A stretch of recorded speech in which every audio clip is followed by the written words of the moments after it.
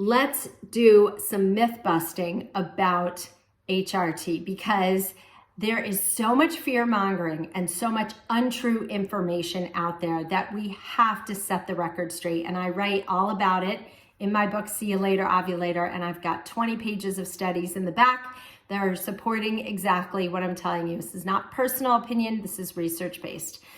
So many moons ago, there was a research study that came out called the Women's Health Initiative. The Women's Health Initiative took women who were on average age of 62. So on average, they were 10 years postmenopausal. They already had an increased risk of heart disease and clots.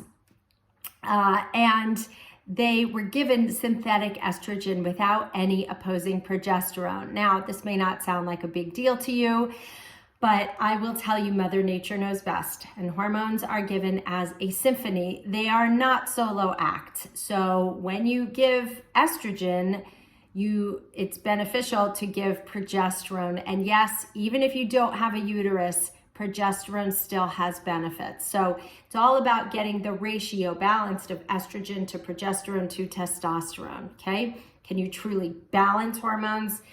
Not technically, but relative to each other, you can make sure the ratios are really in good balance. So anyway, the study was poorly designed and the data was not interpreted properly. So it really came to the conclusion that women had an increased risk of blood clots and cancer and strokes. And the risk was a relative risk. It increased from 4 women per 10,000 to 5 women per 10,000. And this study was looking at 27,000 women. It was the largest study of its kind to be designed. So immediately, women were yanked off their hormones were yanked off shelves, and decades of women were deprived of proper hormone replenishment therapy. Now, in 2018 and 2022, the North American Menopause Society put out position papers stating, the Women's Health Initiative data was not interpreted correctly.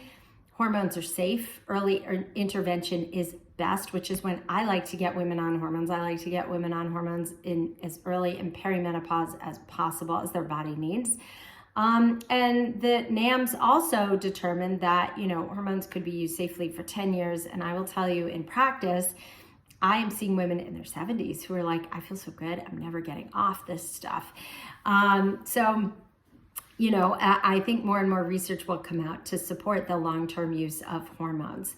So hormones actually are not linked to cancer or strokes, or if you do have a family history of cancer. The C word scares the crap out of people. So if you do have a family history of cancer, work with a doctor who is open to it.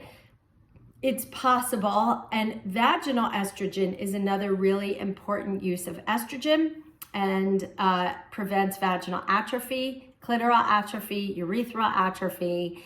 And the Framingham Nurses Study looked at women who used vaginal estrogen for 18 years and showed 0 increased risk of cancer. Why is this? Because the vaginal estrogen stayed localized in the vaginal canal.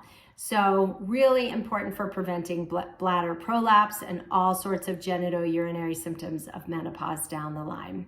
So do your research, read my book, check out the studies, and get hip to hormones.